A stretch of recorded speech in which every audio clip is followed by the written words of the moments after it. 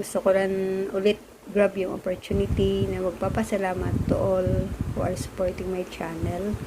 Kasi kahapon ko lang po nakuha yung pin ko sa post office coming from Google AdSense. So, maraming salamat po.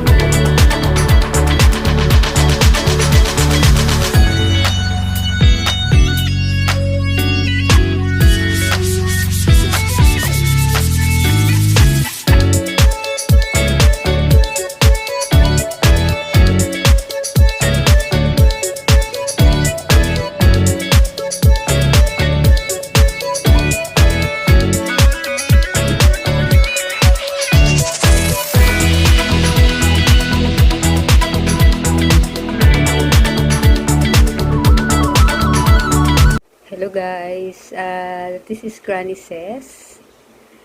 Today's vlog po ay si-share ko lang yung breakfast ko. I cook pinakbet with a twist. Kasi po I put some malunggay leaves or moringa. Then meron po akong dried fish. Yan po. Yan po yung tawag dito sa amin, gumaa. Ito po yung gulay. At ito lang po yung pwede kong kainin. Kasi hindi pa ako pwedeng maraming rice.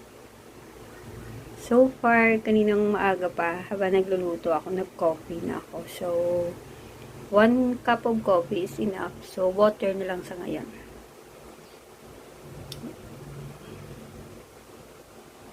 Yan po. Right now, andito na po ako sa bedroom ko kasi mas, as I said before, mas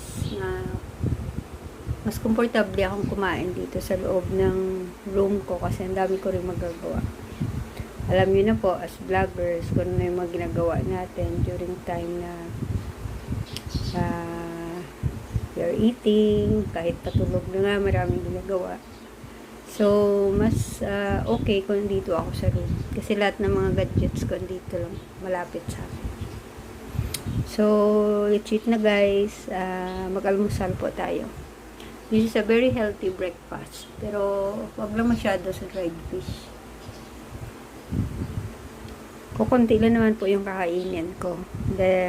Pag namimiss ko siya, yan, nagluluto ako. Tsaka merong sinamak, yung tawag dito sa atin, chili or spicy vinegar.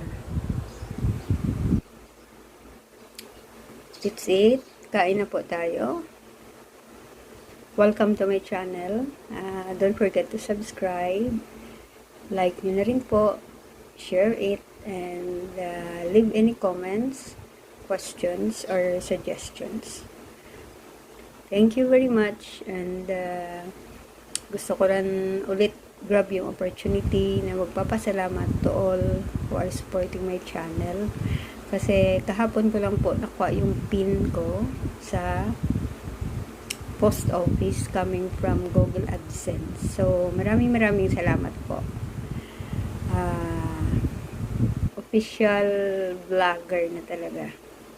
And we will expect more revenues to come. Thanks again.